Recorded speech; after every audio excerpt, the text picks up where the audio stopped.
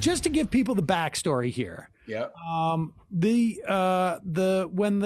guess this is a function of the conference call that came out with where the Democrats were doing their autopsy, as it were. And one of the things that came out, there was a couple of different people who were having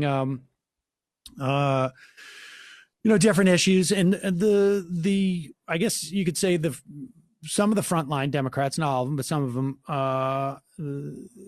came out and said that they were upset about all the talk about socialism and defund the police and maybe other issues that they felt hurt them down ballot. And you weighed in, and then our Twitter feed bot I posted. That was a bot, Sam? That was a bot?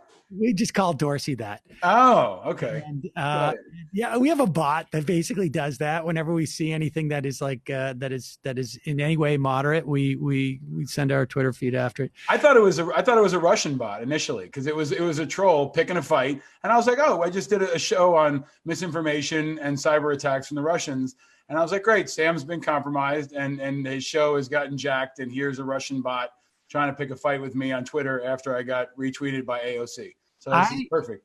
I can tell. Another Sunday, man. Just another Sunday. I can tell you that I get paid in rubles, and I can give you the best place in Brooklyn to exchange your rubles for cash for American dollars. So, all right. So tell me. And so then you said, like, well, I'll go on the show and we'll have this debate. So, all right, now outline for me, because I wasn't totally. Okay, so let's take it. Hi, Sam. Nice to see you. Been a long time, right? We go way, way back to the Air America days, right? I didn't hear your whole intro, but good to see you. A lot of fun times and the weirdness of the early days of Air America. Indeed. And maybe perfect timing, full circle. I've got a show that's premiering on Vice tonight with Anthony LePay. I don't know if you remember him. Of course, from Guerrilla. He used to run the Guerrilla News Network, and we used to do a thing. When I started this show, Anthony and I was going to maybe like sublease part of his office.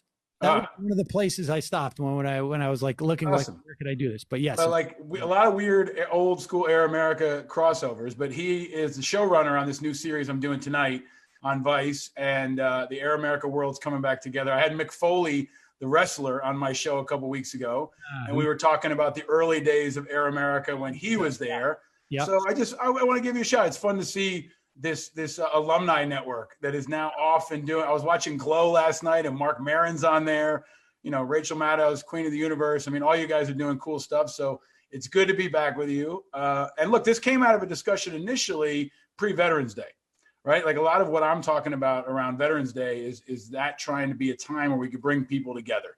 And Veterans Day started as Armistice Day. It was the end of World War I, when everybody put down their guns and said, okay, this is the end of the war to end all wars. So initially I was trying to generate a conversation around the pie in the sky idea that maybe Trump could use Veterans Day as the day to bring Biden to the White House, right? Maybe that's the one day Republicans and Democrats could actually agree on one issue, which I believe is the ultimate populist issue and a centrist issue. And one of the issues that I think progressives blow a lot. I think, especially socialist Democrats, because I was engaging with AOC, right? I think they blow it. I think that's the type of a moderate issue, a populist issue that could move our country forward. But I think it's also low-hanging fruit for the party that they blow. You were just talking to a guy earlier about marijuana. I mean, I think that's another issue that's populist. And I come at it from an independent viewpoint. I'm not a Democrat. I'm not a Republican. I'm unaffiliated. And I think we are maybe the most underrepresented voice in this country right now. And we don't have a home. That's why I created my show and why I created my company, because I want to give those folks a voice. But I also think there's lessons learned about what appealed to us and what didn't. And my point was simple. AOC is making a lot of great points. I have a lot of respect for her. I think she's a rock star politician. What she's done is incredible. However, I don't think she's the right messenger to talk about the future of the Democratic Party at a time when they're still fighting for Georgia. My argument was, this is the Democrats being Democrats. They eat their own. Republicans are assholes, but they get in lockstep and they tend to get what they want. Democrats eat their own. And my point was simply, this is not a great time for an autopsy on your party. It's a time, in my view, as an independent who hopes that the Democrats take back the Senate, to be aligned, to be disciplined, to be focused. And that generated, I think, a respectful conversation on Twitter with AOC and an onslaught of bots. If you want to hit the bot lottery, engage with AOC or Meghan McCain or Chris Cuomo, maybe Sam Cedar, I'll see here. But it unleashed, I hope, a productive conversation as well about the fact. Bots, though, is it? It's not actually bots, but no, there's a lot of bots, man. There's a lot of like, oh yeah, I just did a show on Russian cybersecurity. Like, I'm getting a lot more bots than I did 3 weeks ago. I mean, are they followers? Because I would try that for YouTube. But I wait. But so all right. So okay. So let's just back up here a little bit. I mean, we can get to the question of whether a fight within the Democratic House caucus implicates Georgia in any way. But if I remember correctly, this didn't start with AOC. It started with the Spanberger, Connor Lamb, a couple of others going after and really, in many respects, the Democratic establishment blaming Black Lives Matter, blaming the slogan defund the police as the reason why they underperformed expectations in these House races. Is that not the way? Well, I think there's two pieces there, right? Like, anybody who decides to take a shot at a fellow Democrat right now, in my view, is hurting the Democratic Party, right? That's my view. That's my view. And I don't think you can put that aside, because the strategic imperative right now. I'm not putting it aside. I'm just putting it aside so that we can organize this conversation. Yeah, but I think the strategic imperative above all else is defeating and removing Donald Trump. I say that as an independent. I say that as someone who cares deeply about the future of our country and is very worried right now about the next 2 months. Second to that is trying to be able to get things done. And in order to do that, I think we're going to need a Senate that Biden can work with. So I'm rooting for the Democrats to have a functioning Senate that can move things forward, right? So every time anyone, let me use a military analogy, anytime anybody discharges their weapon, they're responsible for it, no matter who shot at you. So when AOC sits down and does an interview with the New York Times, hold on. No. Because if AOC does a sit-down interview with the New York Times the day after the election is called, right, and wants to perpetuate this fight, I don't think that's good for her. I don't think that's good for the party, and more importantly, I don't think it's good for the country. Because right now, as a country, we need to stay focused, and I want the Democrats to be strong. But the Democrats are always Democrats, and they're always eating their own. I'm not denying that you want the Democrats to be strong. I guess, and if I hear you correctly, you're saying it's irrelevant that she may have been responding to attacks from that's irrelevant because she's a force of nature and she doesn't have to shoot downward, right? Well, wait a second. Now,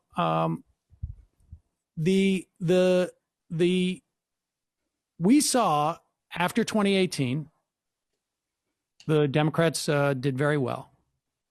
The early things that the Democrats did when they took office was to demonize Ilhan Omar. They went after Rashida Tlaib. In fact, they stepped all over their messaging for HR1. And so, I mean, I guess if the debate is simply, should Democrats hold off their autopsy until after the Georgia runoff? I mean, I suppose that would be nice. But if it's being engaged in by one side, then it's incumbent on the other side, in my mind, to push back because this fight. See, that in my view is the flawed strategy, right? If a little kid walks up to you and punches you, hold on. If a little kid walks up to you and punches you, you're not responsible or inclined to punch back. Sometimes you have to exercise judgment, and this is where the Democrats, in my view, hold on. What? What if it's a big kid? I don't perceive. Is Connor Lamb a big kid to AOC? Well, wait a second. If you think this is just about Connor Lamb, no, I don't. But this is about winning. Hold on, let me finish. Wait. This is about winning. You're characterizing it as. Let me finish, Sam. Let me categorize my argument correctly. Okay, this is about winning. Okay, and if you want to make an argument that defund the police and the brand of socialism helped the Democrats, right? I don't agree. And as an independent, I saw that happen in places like Georgia and in places like Arizona, where I think the Democrats won with a more moderate message, right? I'm going to use Arizona as the ultimate example, right? That's a place that was up for grabs for the Republicans, for the Democrats rather, because they had Joe Biden, a moderate, on the ticket. They won the Senate seat there because they had a moderate candidate in Kelly. And that, in my view, is a key to getting swing states and the key to winning a presidential election and winning the Senate right now. That's my argument. I don't think there's any denying that in states like Arizona, the defund the police brand and the Socialist Democrat brand hurt them. It hurt them in Pennsylvania. It hurt them in Texas. It hurt them in a lot of places. Now, maybe it shouldn't be that way, and maybe that's not fair, but I think that's a practical reality. And that is my argument, that it would behoove them to recognize that that is, in many key parts of this country, a poisonous, toxic element. All right, but now we got to go back, because you use the analogy of a little kid comes up and punches me. The establishment of the party is not a little kid. The reality is this, like, I understand what you're saying strategically. And if I had the ability to control every single person in the Democratic caucus, or even one person in the Democratic caucus, I would do things differently. If I had the ability to control the weather, I would make sure it doesn't rain on days I'm walking to work, but I don't. So the question is, like, so I will bring an umbrella. And on some level, what we have here is there is a fight within the Democratic Party and the Democratic caucus in the House. And that is to the future of the party. Yeah. And you and I, and frankly, no individual congressperson, maybe short of Nancy Pelosi, has the ability to decide whether or not this fight happens. Okay. And so the fight happened. That is just a reality. I agree with you. If Democrats were more disciplined, if they were disciplined, and if you and I had teleportation abilities, we would be talking over Zoom. But that's not the case. So the case is that this fight broke out. Mm-hmm. Abigail, Spanberger, blamed, like you did, the idea that people were running on defund the police or socialism. There was not a single Democrat who ran on defund the police. And just like, no, but they all got branded with it. Like, and that's you can't separate the two. Wait a second. There's a difference between getting branded with it, and there's a difference between running on it. They can't stop people from going into the streets. And that logo, I don't particularly think that slogan's a particularly good one. I like the ideas behind it. I would call it something different, but you and I don't have the ability to do it. Neither does AOC. She doesn't have the ability to say, don't call it defund the police. They're not. Actually, I think you're letting her off the hook, and you're like this like abdication of responsibility. Every leader, especially a movement leader like her. My argument now. Go ahead. So my point is that if defund the police, if your premise is correct, and I'm not suggesting they run on those things, I never said that, but if your premise is correct, that defund the police and socialist democratic brand of Democrats hurt the Democrats, even though we know the polling was off because it had the wrong sort of like model as to who was going to show up, we would have seen it reflected in the polls that at least the trend would go down. You saw it reflected in the results of the election. But wait a second. This is where you're getting it twisted. Oh, that's not true. No, it absolutely is true. Show me the data. I'll show you Florida. I'll show you Pennsylvania. I'll show you places where, let me finish now, places where it was closer than it ever should have been. Okay? That doesn't mean that defund the police was the problem. It absolutely, a culmination of all the things will hurt a candidate, right? And the presidential election is the ultimate test. And if you think that Joe Biden wouldn't have done better if defund the police wasn't out there and socialist Democrats weren't able to be labeled as such, and he was labeled as such. Yes. Okay? And the Democrats, it would have behooved the Democrats to pull that back, to be more disciplined in their messaging. Barack Obama. And for leaders, let me finish, and leaders like AOC to throttle it back and recognize that it's not working in key places and it will not effectively help them win. So my last point is this. If the Democrats think that the key to winning national and statewide elections is going down the road of AOC and not the road of moderates, I disagree. That's my point. As an independent, as someone who spends spent 15 years working with purple communities, red communities on issues where I was one of the few leaders that worked with both sides. We passed the GI Bill. We passed VA reform. We got things done that required compromise and some moderation. That's how our Congress works. If we don't focus on a path forward and the radical extremes and the political extremes continue to dominate, we are fucked, Sam. We are fucked. Listen, you and I agree that we're fucked. But I want to get back to the point. When I say you have no data to show that defund the police, let's just stick on that, or socialism, if you want to say, anyway, was a function, caused this loss. That is, you don't have any data points. You don't have any data. You're just saying the outcome. I could hear. So that's the ultimate data point. Let me finish now. That's your story. Your story is the reason why the Democrats underperformed was because defund the police and because socialism. No. That's not my argument. Is that didn't help. Okay. And it contributed. And if you don't think that helped, that hurt them. Let me finish now, Paul. Please, come on. I let you speak. Right, but don't misrepresent my position. I'm trying to get what your position is. All right. So that defund the police didn't help and socialists didn't help. Now, no Democrat ran on defund the police. That's just a fact. Now, wait a sec. I have a different, that's your story. Your story is it didn't help. I have another story, which is I agree. I don't think defund the police helped. I don't think it hurt. I think the real reason why the Democrats lost was because we had an ineffective Congress for 2 years where the House refused to tie the Republicans to Donald Trump. Hold on. The Democrats didn't lose. They won. Let me finish. You said the reason the Democrats lost. They didn't lose. They won. They won the White House. Excuse me. I'm talking Joe Biden won, but the Democrats down ballot, they lost. They lost in the House. They didn't pick up the Senate seats they expected. They lost in the state houses. Okay, so that to me. And you think it's because they didn't go left enough? No. Listen. What they didn't do was they didn't make the Republicans own Donald Trump. This is not an ideological argument. This is saying that every person who enabled Donald Trump, which is the vast majority of Republicans, the vast, overwhelming majority of Republicans, the House leadership refused to tie the. I get your point, and I just disagree. I think the reason that they lost is because they didn't present a viable alternative. Right. And let's use South Carolina as an example. Let's use South Carolina as an example. Let's use MJ Hager and Amy McGrath and all these examples. Right. Let's use Amy McGrath, who I had on my show. OK. Incredible human being, bona fide American hero, incredible resume, weak candidate.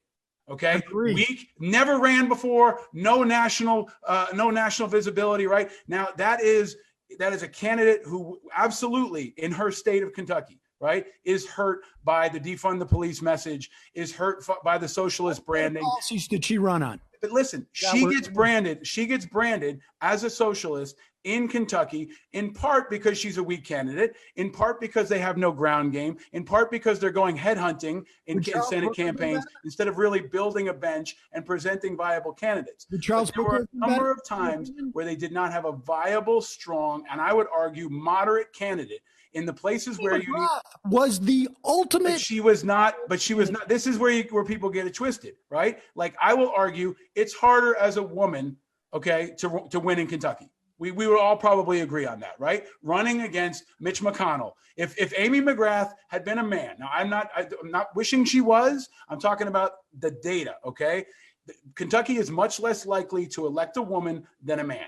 If you had someone with a similar profile in Kentucky running against Mitch McConnell, you probably would have done better, right? If you're going to take out racist incumbent male white senators, you've got to be really focused with strong candidates who can come from a moderate position and present an alternative to Trump. All you're doing right now is you're just saying your opinion. You're not. Sam, that's what you do every day. That's what this whole format's all about. That's what the show is all about, right? No, I agree. But I mean, there's no data being offered. You're making these assertions. I mean, and let's just be clear here. Your narrative is that Well, I mean, you're saying two. How many Democrats have been elected in Georgia since 1992? Who was the last Democrat in Georgia that was viable, right, and significant? Max Cleland. Max Cleland, who was a triple amputee, American hero who came from Central Casting. And this is my argument. If you run someone like Max Cleland in Georgia, you have a chance. If you run an astronaut, okay, in Arizona, who is an American hero, you have a chance, who also has a national profile, who can run as a moderate, who can provide an alternative to Trump in a statewide election, you win. Paul, if you don't, you lose. Paul, Max Cleland lost his reelection in do you remember why? Yes. Because they actually had an ad where they branded him as a terrorist, and Karl Rove came after him and called him a traitor. Yeah, I know. Now, wait a second. So do you see that? Because the Democrats were on weak footing on national security. And this further proves my point, Sam, in a lot of ways, right? The Democrats have always lost. You're talking over me. Now, let me just finish. So do you not think that the absence of a strong message, a strong economic message, a strong message as to why Republicans are bad, tying them to Donald Trump, the only person who lost as a Republican, right, a race that he should have lost in this cycle, would have been a bad idea? Do you think Charles Booker would have been a better candidate than Amy McGrath? No. And this is I think honestly, I think the history proves it. Running black candidates in red Southern states is tough. It's tough. And this Democrats in red Southern states is tough. Yeah, running any. Look. Here's the data. Okay, here's the data. Running black leaders from either party is tough to win in the Senate. Georgia. What? Who has a better shot in these Georgia runoffs? I think they're both weak candidates again. I think you've got two weak candidates again who are probably, we'll see how much external money they can drop in. But do you really think these two candidates that most of the country never heard of until 6 years ago, okay, who are not really formidable, experienced policy people who are well known in the state with strong name recognition, with bipartisan name recognition? I don't think they're strong candidates. This is a great example of where Democrats are going to unload again, just like they did with MJ Hager and Amy McGrath and so many, and Jamie Harrison, and they're gonna lose again. Who is the most well-known politician in the country that is in the House or the Senate? I mean, who? I mean, on one hand, you're saying the important thing is a national profile. On the other hand, you're saying that AOC is problematic because she has a no. We're not. I'm not going back there. I'm saying, look, this is what I'm saying. If the Democrats think the future is for winning statewide elections, for winning national races, is AOC, who is not even a Democrat. This is the amazing part: is how many Democrats.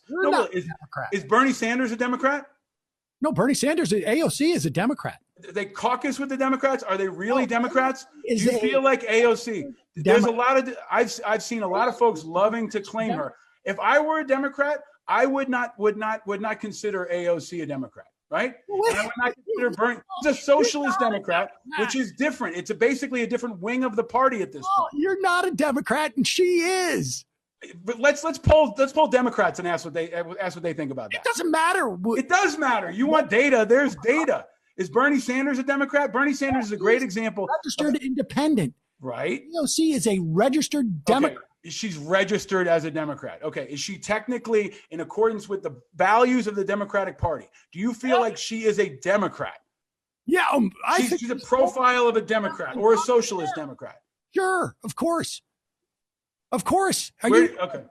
This is the great discussion within the Democratic Party that I love to watch. I love to watch Democrats when they decide to add Democrats to their side.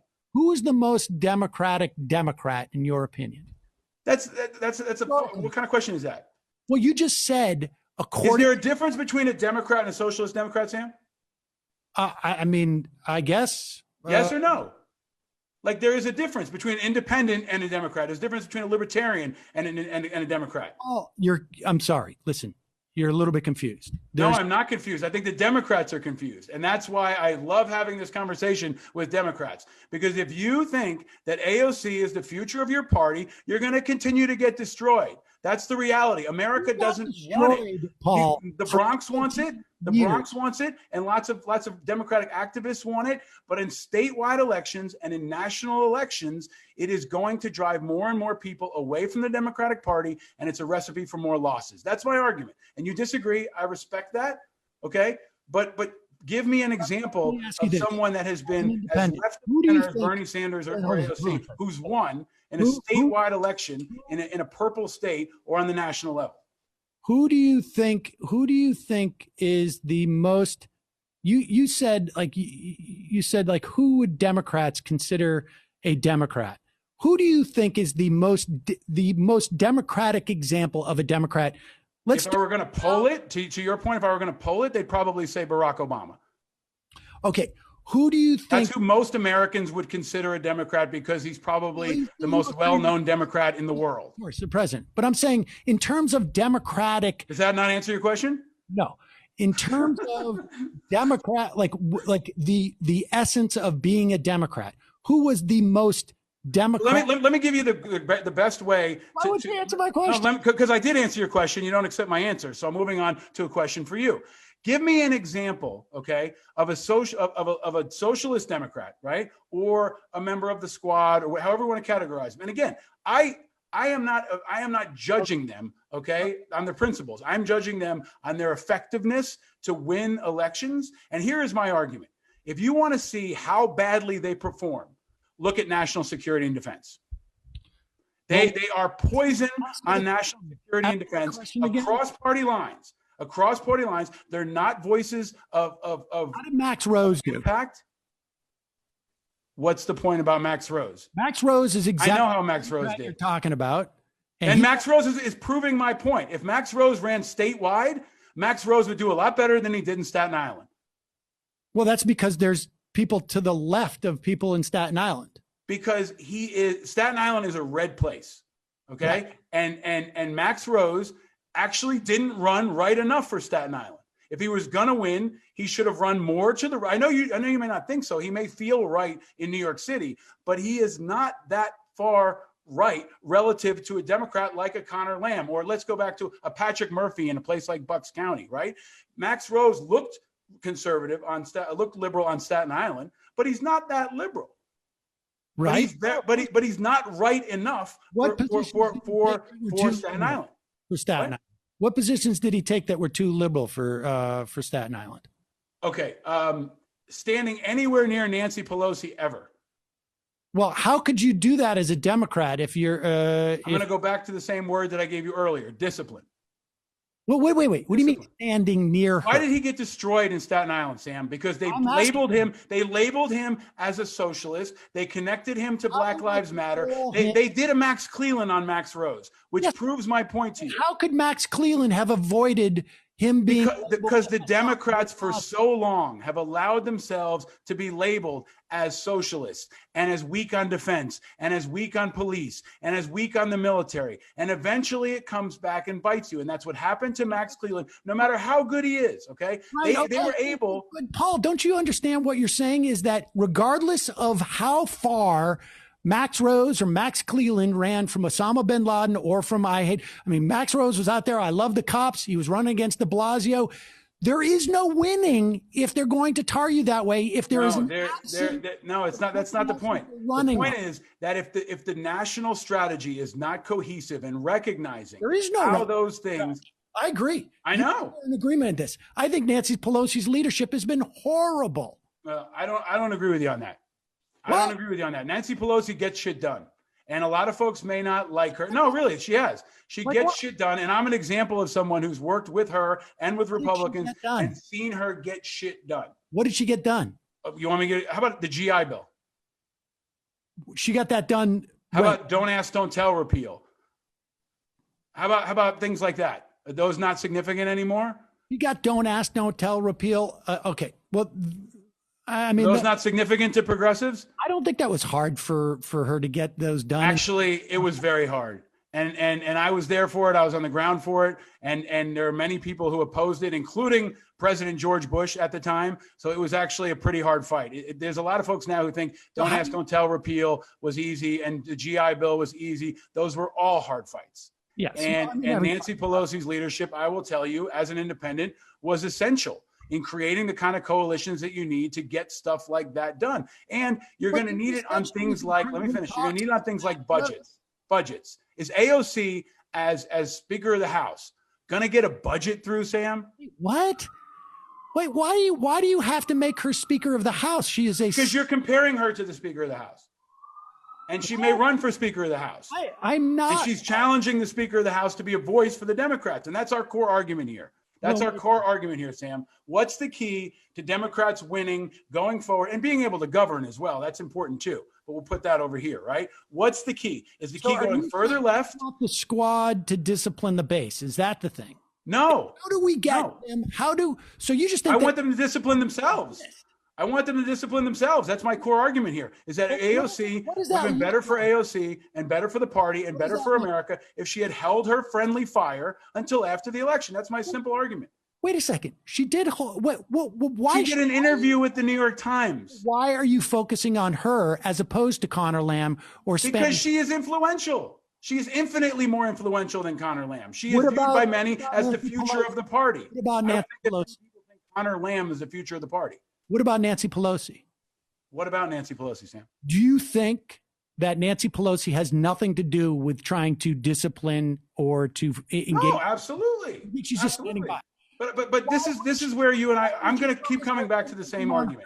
Personal discipline is what I'm looking for. I expect every leader, whether it's Donald Trump or AOC or you and me, to exercise personal discipline and to be thoughtful and strategic, especially in times like this when the stakes are so high. How is Nancy Pelosi exercising discipline? Why doesn't she say, hey, we're not going to do this autopsy now. I don't want to hear your problems.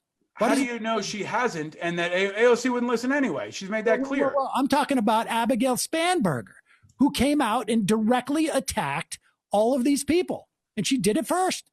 So that's it. Like, you hit me first. That's basically the core of your argument, Sam, is you hit me first. Argument is that's the whole argument, Sam, from the beginning to the end, is that you hit me first. That's the argument. No. If my kids did that, they go on timeout. If the Democratic Party does that, they go on timeout. And I'm an independent saying, take the whole Democratic Party and put them on timeout. And Sam, with all due respect for you as a friend, put you in timeout too. And come back after January before we have an imminent threat of a lame duck president who has his finger on the nukes. I got to tell you, you know what, Paul? Here's what I would say, is that if you want to influence the Democratic Party, first you register as a Democrat. Okay. No. How about this? If you want me to register as a Democrat, convince me I should. I don't want you. I know you don't. And that's why you're losing. That's why you're continuing to lose. You won the presidency and you got destroyed. That's the greatest argument I've seen yet for how you were getting destroyed down ballot. If I'm not with you, go piss off. No. I'm just saying that. I can't register. I can't vote in your primary, Sam.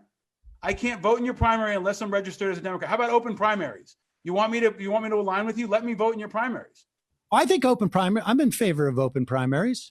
Well, that's a strategic step forward to opening the party to people like me who don't view. I am not convinced that the Democratic Party is a place for me. Well, and neither are many other Americans. That's why so many are declaring as unaffiliated independent, and an increasing number of young people. No, many people are running behind AOC. Probably 2 or 3 to 1 are registering as unaffiliated and independent. They're to the left of the Democrats. Was that? Because those young people are to the left of the Democrats. No, some of them are to the left. Some of them are to the left of Donald Trump. Well, they're to the left of the Democrats, which are also to the left. More of them are to the right of the Democrats and to the left of Donald Trump. That's where they are. That's where 40% of Americans are. They are unaffiliated, they are independent, and they are sick of the garbage extreme options of AOC and Donald Trump. Like what constitutes to the left of Donald Trump and to the right of the Democrats? To the left of Donald Trump is basically everyone, and to the right of AOC is basically everyone. Oh my gosh! Right? Well, you got to look at some data. You got to look at some polling, buddy. Honestly. Okay, okay. You want to pick some random obscure person that no one talks about in politics to prove someone is more right of center in the general population's understanding of politics? About polls.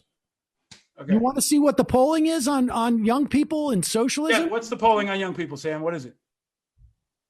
Let's pull it up. Go Google it. I can Google too, Sam. Well, you should. Okay. You should Google. Look at how many people are registering unaffiliated and independent. Okay. And how that number is increasing in America. And if you think the Democrats' future to expanding their power and party is going further left, then we disagree. I respectfully disagree. Exactly. We disagree on that. Respectfully. I would also say that the point is that this fight is happening in the Democratic Party. Is it unfortunate? I don't know that it will impact what's going on in Georgia. Like you say, we have two candidates that you perceive as weak. We have the number 3 fundraiser in the Democratic House is AOC. She's certainly better known. Did money help MJ Hager and Amy McGrath? Absolutely. Jamie Harrison? And I think Chuck Schumer's got a lot to answer for picking such weak candidates to put so much money behind. I agree with you. And so you're feeling really good about the candidates in Georgia right now. You feel like they're strong candidates to win statewide election in Georgia. No. John Ossoff was the most moderate candidate that ran back in those special elections. He was the most moderate candidate they could find. He's got a lot of money behind him. It's not just about, this is maybe one last point I'll share with you, is I think the Democrats forget populism too often. Okay. They forget the power of populism. And the best case I can make for that, is Arizona. Okay. If you pick someone who is a true populist, like Mark Kelly, okay? And maybe you could even argue Sinema, okay? Because Sinema went to the right many times from where she used to be, right? And won statewide election in Arizona, helped win Arizona. And let me give you one last data point. Here's a data point. Biden won by roughly 11,000 votes in Arizona. There are 500,000 veterans in Arizona. 500,000 veterans who voted in excess of 95%. Okay. And they care about national security, and they care about principles, and they care about defense, and they care about populism, and they care about the kind of leaders you put up.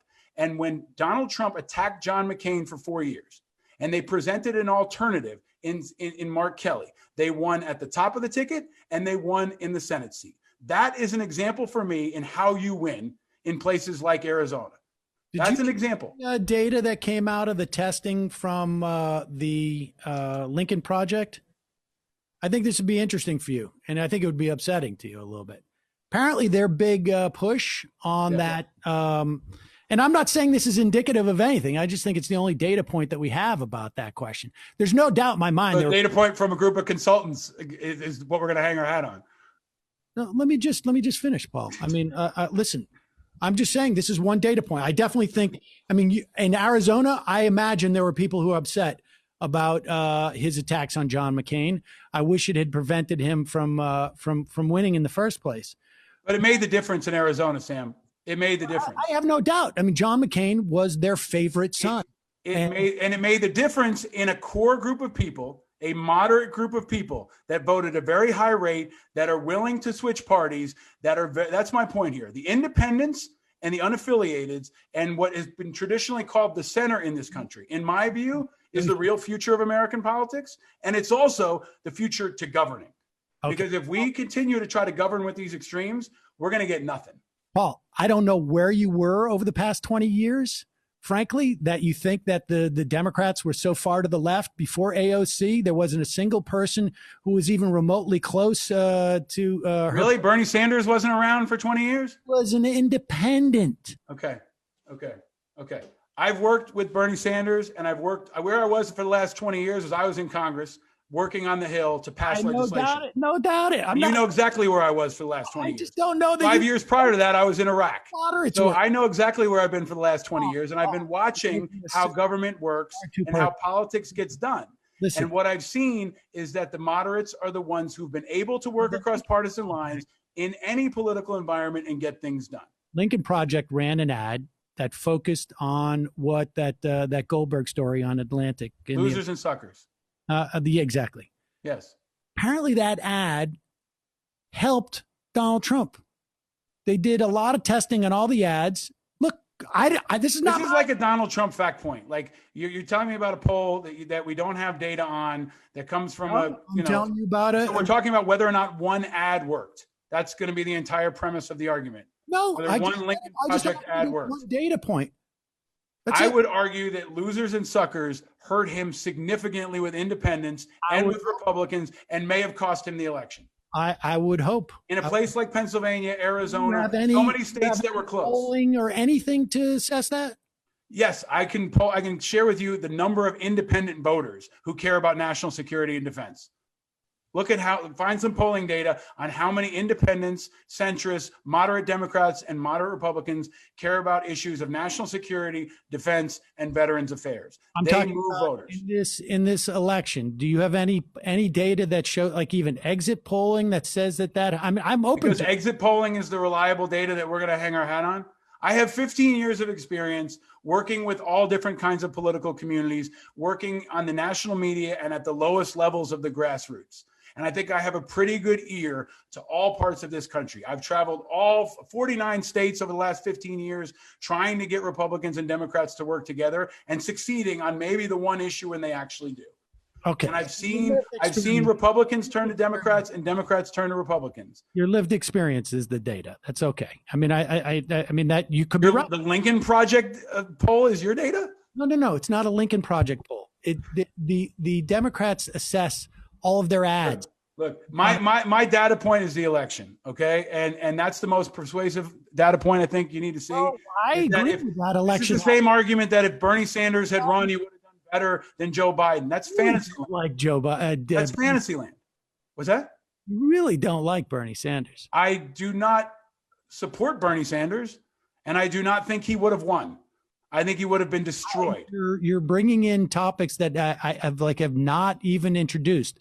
The question was ultimately, you're trying to discipline or suggest that AOC or the squad should be disciplined.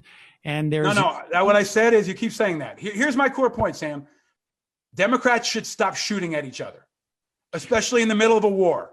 Okay, that's my core point. If you disagree, then you know what? Democrats are going to continue to look really bad on national security, because anyone who wants to make an argument politically or in the national security space that friendly fire is a good thing is not going to do well. And that's what's happening right now. Democrats are eating their own out in the open, on your show, on Twitter, and the Republicans are thanking you for it. Well, I hope Republicans appreciate it. In asking for Nancy Pelosi to step back and all of these so-called, because that would definitely stop the infighting. That's going to end the friendly fire. Right. They need to disengage. So who is your candidate? Who is your candidate to be Speaker of the House and bring the party together over this next 2 years? Tim Ryan. Who? Tim Ryan. Tim Ryan. Yeah. A stalwart of the left. Well, I didn't say I wanted someone from the left to be Speaker of the House. You just make my point? I mean, he's a moderate. Oh, yeah, he is a moderate. He's like a definition of a moderate.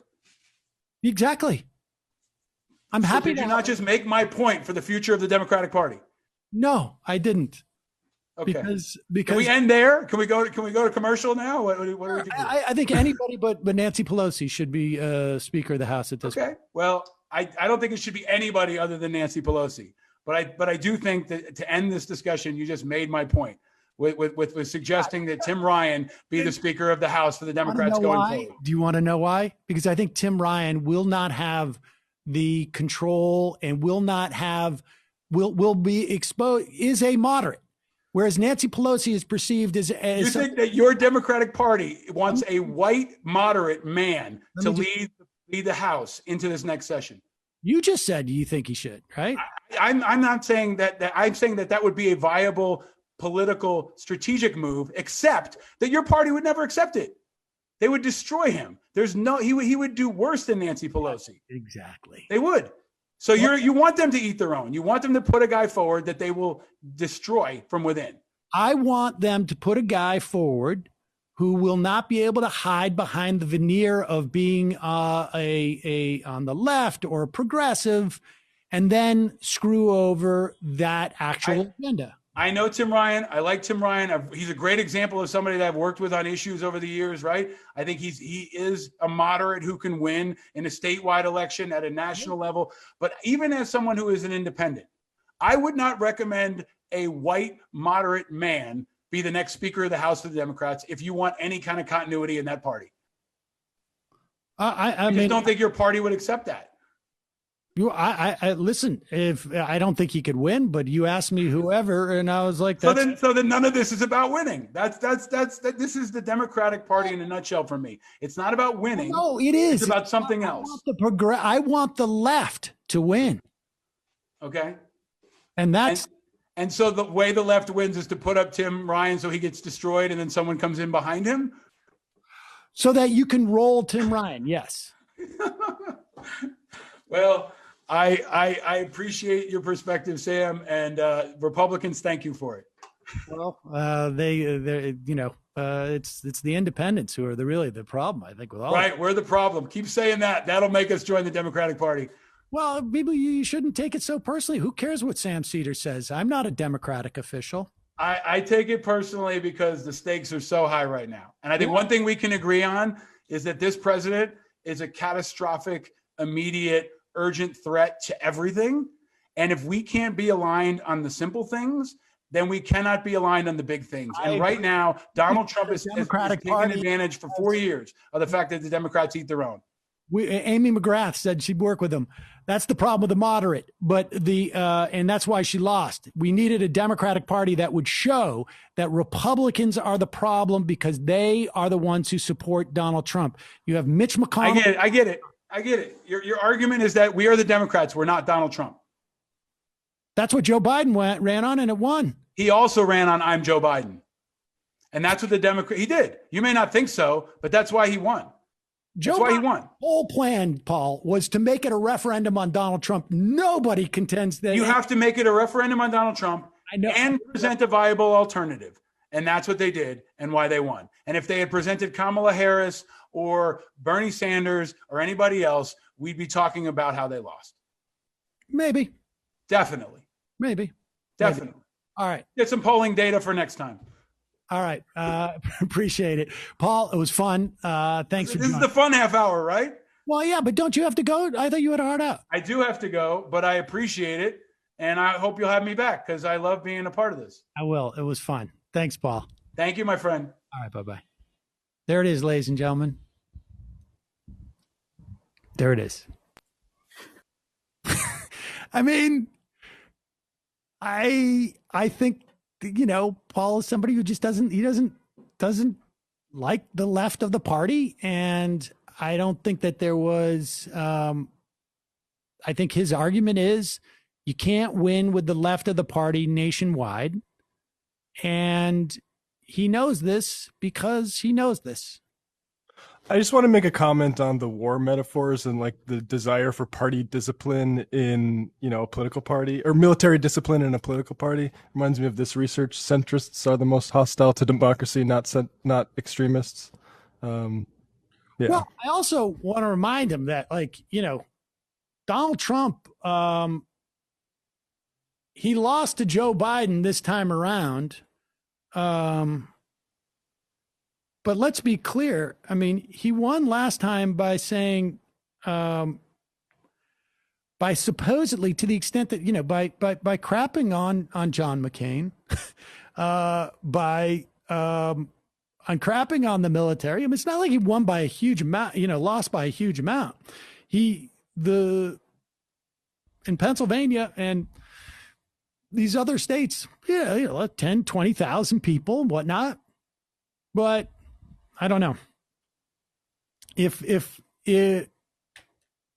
Paul was so correct that there was that many people, that many vets that were off put by Donald Trump. I would imagine he would have lost by a lot more, right? I mean, yeah. Well, he said there were 500,000 vets in Arizona. I mean, I think the over focus on national security as like this massive voting issue that needs to be embraced by both parties in this current political climate isn't really updated. Like it's a little bit more 2005. I think also he would find that that younger people, to the extent that they're unaffiliated, the majority of them perceive the Democrats as not far left enough. That's 100% backed by polling.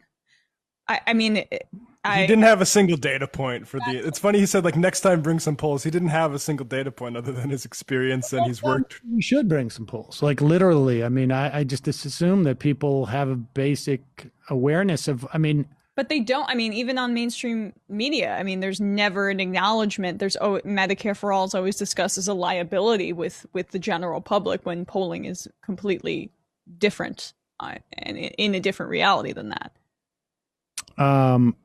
It is interesting though that there is a real desire to. It's also interesting to me that he's like aware, like you can't get away with a white male moderate for the House, but at the same time, also, you know, we've got to discipline all the members of the squad. Don't run black candidates, but also I don't really want to touch on whether Warnock is better situated than Ossoff. I'm going to change the subject to Arizona now. Right. I mean, I think. Well, he's aware that he can't say that, but he wants to. It's going to be interesting if Warnock wins and Ossoff doesn't.